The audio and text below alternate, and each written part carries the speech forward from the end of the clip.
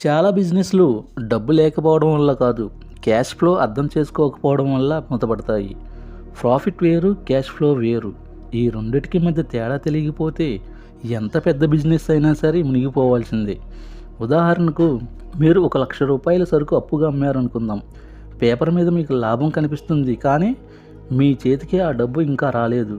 అదే సమయంలో ఈఎంఐలు, కరెంట్ బిల్లులు, జీతాలు, రెంట్లు కట్టడానికి మీ దగ్గర డబ్బు ఉండదు.